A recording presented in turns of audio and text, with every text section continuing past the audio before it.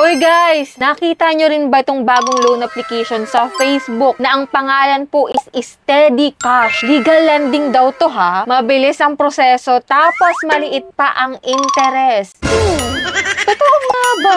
Ops, bago ka mag-click dyan ng install at umutang ng wala sa oras. Kasi aalamin natin kung legit itong si Steady Cash, sulit ba ang terms nila, hindi pang 7 days, at safe ba gamitin. Kasi sa panahon ngayon guys, madami talaga dyang nagigipit sa budget, kinakapos sa sweldo, kaya marami nakakautang sa online. At ito nga, nakita ko to sa Facebook, itong si Steady Cash na nagsasabi nga po na pwede kang makautang from 5,000 to 20,000 pesos. Tapos dun sa 5,000, 50 pesos lang yung interest. Sobrang liit ha, kapag ganun lang, 50 pesos lang. Tapos kapag naman 20,000, nasa 560 lang po yung iyong total repayment. O diba, talagang mapapaklik ka dito ng install guys. At ako, napaklik ako ng install dito kay Steady Cash. At ito nga po, no, nakita ko nga na siya po is under ng Pera Agad Loan of Philippines. So dito guys, 90,000 po yung pinaka-maximum loan amount na pinapaload dito kay Steady Cash. So ngayon guys, bago natin puntahan itong si Steady Cash at alamin kung anong meron ba talaga dito guys, kasi bagong loan up po ito. Kung hindi ka pa po nakasubscribe sa aking YouTube channel, nako, i-click mo na po yung subscribe button, turn on the notification bell para updated ka sa mga latest vlogs natin. At syempre sa bagong loan application na to guys, ang daming nagkalat dyan sa online.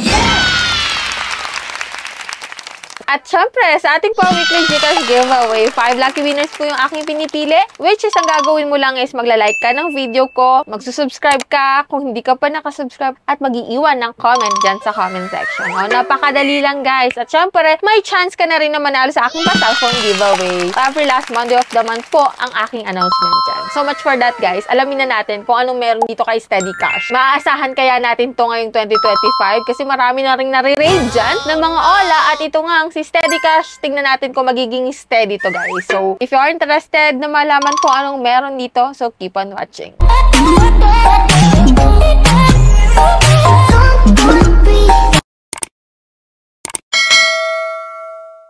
So, disclaimer na guys, hindi po tayo agent or promoter nitong si Steady Cash. At syempre, ngayon lang natin siya itatry, no? Bagong loan application nga to guys eh. So, check natin guys kung okay yung kanyang loan terms, kung magkano yung papaloan niya sa mga first timer, at syempre kung anong services ang offer niya. So, sa mga naghahanap dyan kay Steady Cash, sa App Store mo lang to makikita guys, no? Kaya, if ever na ikaw ay Android phone, Android user, nako, wala po to sa Google Play Store. So, yan guys. So, ito nga, no? So, welcome to Steady Cash. Online application fee breakdown. So, detailed daw po siya. Empowering your financial journey. Yan nga, 90,000 yung pinaka-maximum. Application process. Financial security is our priority. 7/24 hours customer service. At yan po yung mga nakalagay sa kanyang ads if ever na mada-download mo siya. So, nung nag-scroll down po ako sa Facebook, ito naman yung lumabas sa akin. Kaya naengganyo talaga akong umutang dito kay Steady Cash. Kasi, sa 5,000, 50 pesos lang yung repayment period mo. If ever na 10,000, 100 lang daw po. 15,000, 142. 20,000 is 560. Biruin mo, ganun kaliit guys yung interest. Lagang mapapaklik ka ng download dito if ever man. Anyway, try ko po siyang applyan at ito nga yung mga nakalagay dito guys, no? Yan, next natin. So yan, fast approval, transparent progress, start. And dito guys, nakalagay na fast and trustworthy, ultra low interest rate nga daw po itong si Steady Cash. 160,000 yung pinakang max ha, pero doon sa ads nila, nasa 90,000 lang. And ito nga, may loan term siya na 150 days, which is 5 months to pay daw. 0.04% per day po yung interest niya. So, click natin yung apply. At ito nga po, maglalagin tayo using our active mobile number. Get code tayo, guys. So, dito naging 20,000 na lang po yung pwede niyang ipaloan sa atin, which is same pa rin ng loan term at interest rate. So, click natin yung apply. Ayan nga. Ito po yung mga identity information, which is recommended ID type. Pili ka lang po dyan ng isa, which is ito rin po yung other option kapag wala ka pong recommended ID type. And yan, mag-fill up ka na ng personal information, work information. Dito guys, sa contact information, 3 number yung hihingi nila. And payment account information, e-wallet or bank. Sa e-wallet po, pwede sa Gcash, Paymaya, Coins, GrabPay, Shopee, and OmniPay. And after nun guys, please confirm. Nakalagay naman dito guys na, are you sure about the loan? So, tinatanong ka kung ikaw ay i-confirm mo na maglo-loan ka ng 2,000 pesos. Ito po yung offer sa akin. So, pwede pong mas tumaas pa yung offer sa'yo or mas mababa pa dito. So, 2,000 po yung offer sa akin. Sure ba daw ako? So, i-click ko yung loan. And yan, nagbago yung kanyang pangalan which is naging SMO Peso na siya. Hindi na po siya si Steady Cash.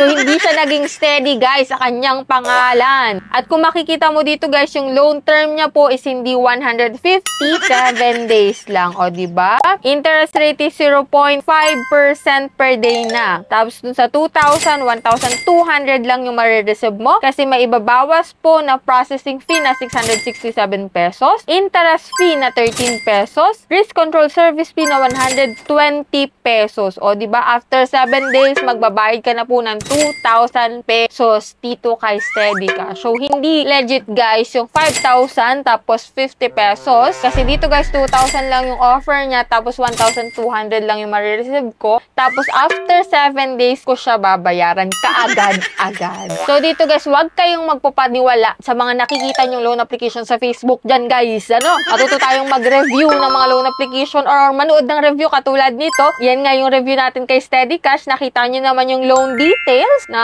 7 days lang siya at not recommended ko para sa inyo yung 7 days kasi nga, gaano kataas yung ibinawas niya? 800 pesos guys. 7 days lang ito guys. Nasa sa inyo na talaga kung ikaw ay maglo-loan ng ganito. So, maaaring itong tumaas yung iyong payment fee if ever man na malate ka ng pagbabayad. Kaya, wag kang magpapa-overdue sa mga ganitong loan application, no? Kaya, hanap tayo ng maiigi-igi dyang loan application na hindi pang 7 days lang, guys. Tapos, may mababang interest na ibinabawas. Di katulad dito, 800 kaagad. Nantagpas sa 7 days lang. Oh, kayo nang mag-isip dyan. Install pa ba or delete na lang?